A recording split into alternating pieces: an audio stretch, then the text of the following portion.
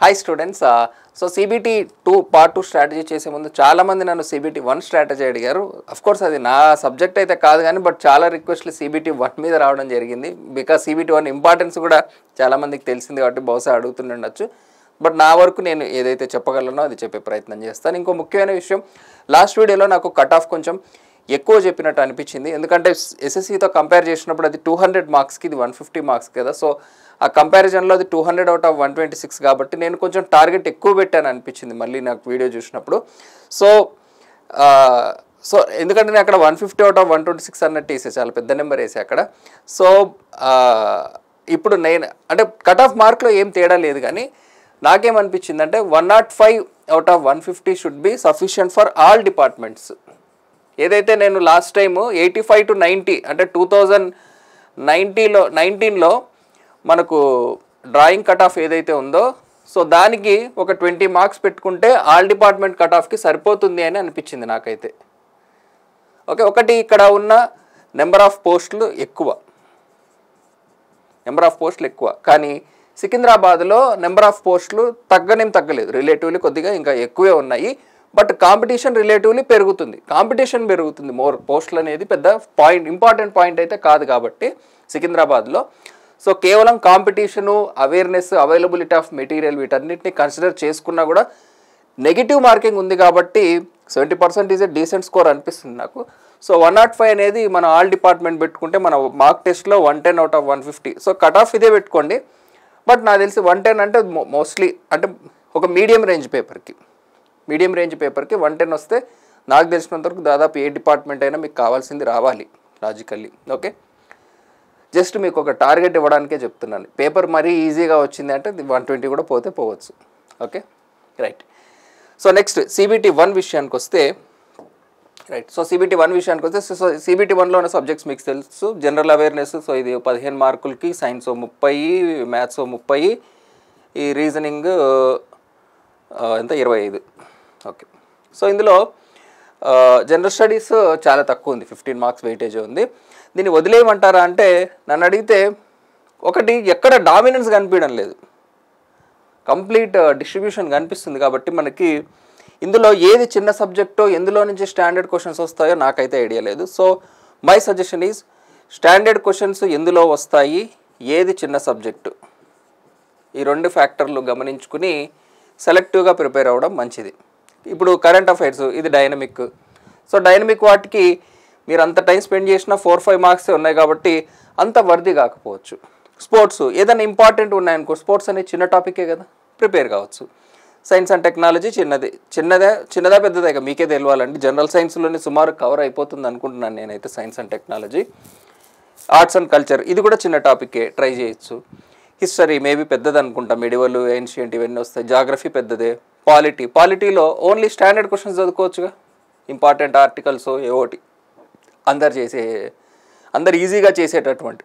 Okay, అది నేను ఇచ్చే సజెషను. సో అందులో ఈజీ క్వశ్చన్స్ ఒకటి మనం కవర్ చేసే ప్రయత్నం చేద్దాం. నెక్స్ట్, అసలు సిసలైనది మొత్తానికే డిసైడ్ చేసేది ఏందిరా అంటే జనరల్ సైన్స్.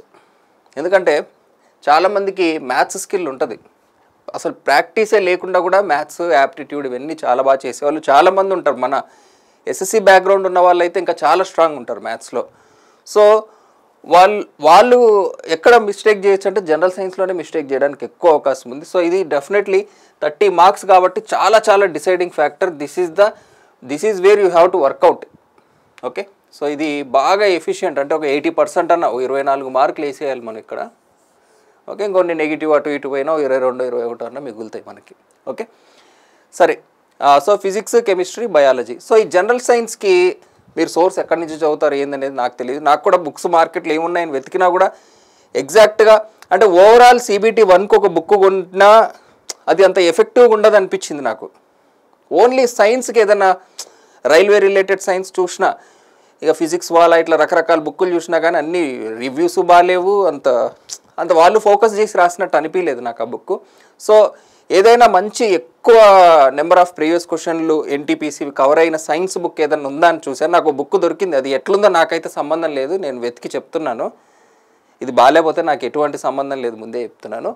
సో నాకు కనబడిన ఒక బుక్ ఏంటంటే పినాకిల్ అనే ఒక బుక్ కనపడింది. 5000 క్వశ్చన్లు ఉన్నాయి, which is a very decent number, సైన్స్కి మంచి నెంబరు. ఇది నేను ఎందుకు తీసుకున్నా అనే చెప్తా. ఒకటి, సిలబస్ ఈజ్ మ్యాచింగ్. సో మనకు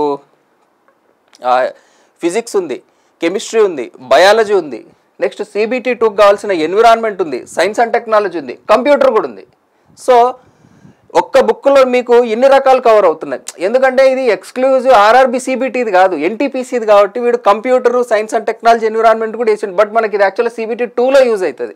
సో ఈ బుక్లో ఉన్న క్వశ్చన్ ఆబ్వియస్లీ ప్రీవియస్ క్వశ్చన్లు అయితే ఆడే మార్చడానికి సొంతంగా చేయడానికి ఏం లేదు కదా, అదే క్వశ్చన్లు ఉంటుంది, ఎక్స్ప్లెనేషన్ కూడా ఉంటుంది.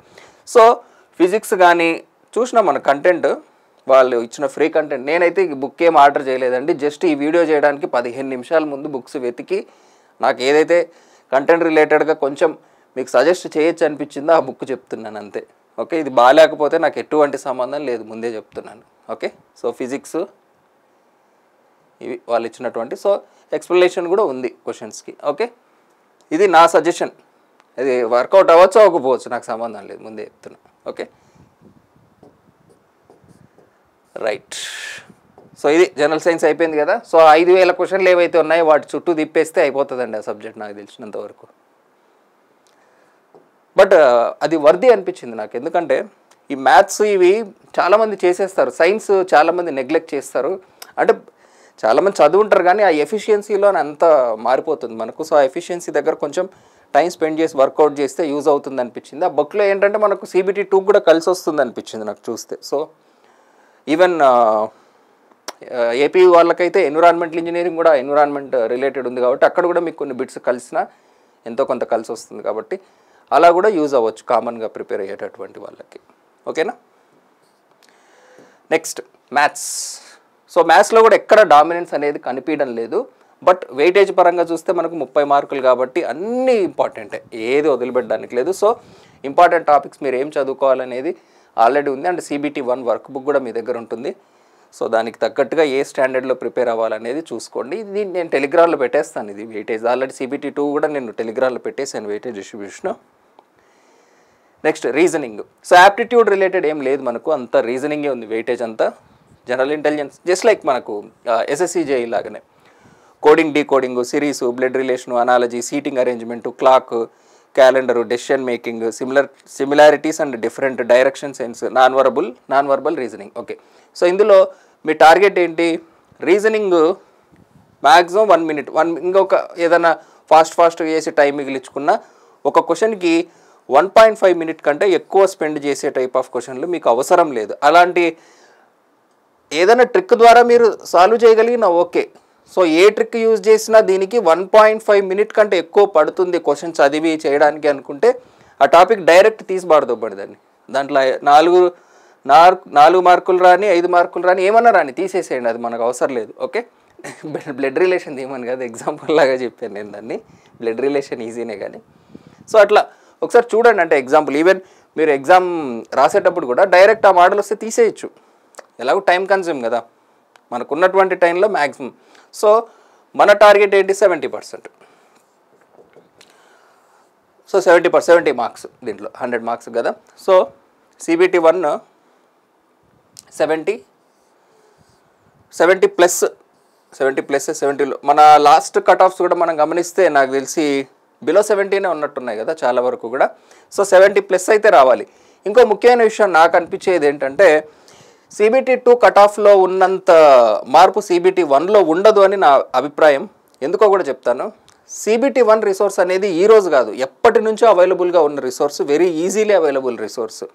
సో CBT 1 కట్ ఆఫ్లో మరీ అంత ప్రభావం చూపుదేమో, అంటే లాస్ట్ కట్ ఆఫ్స్ని ఎంతో కొంత నమ్మచ్చు. కాంపిటీషన్ వల్ల ఇంకొంచెం పెరిగితే పెరుగుతుంది కానీ మరీ ఊహించినంత పెరగకపోవచ్చు అనిపిస్తుంది నాకు.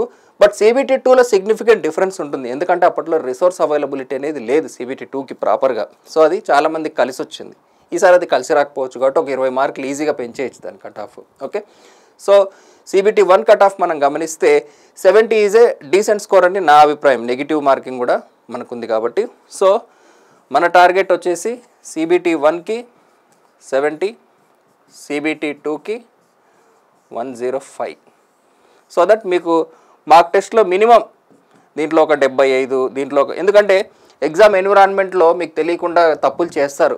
అది తెలిసి కూడా కేవలం ఎగ్జామ్ రాసే ఎన్విరాన్మెంట్ వల్ల కొన్ని పోతాయి మనకు తెలియకుండా. సో మార్క్ టెస్ట్లో అట్లీస్ట్ ఈ మాత్రమని వస్తే మీరు అట్లీస్ట్ కట్ ఆఫ్కి దగ్గరలో ఉండే అవకాశం ఉంటుంది. ఓకే, సో ఐ హోప్ ఈ స్ట్రాటజీ మీకు హెల్ప్ అయిందని ఆశిస్తూ థ్యాంక్స్ ఫర్ వాచింగ్.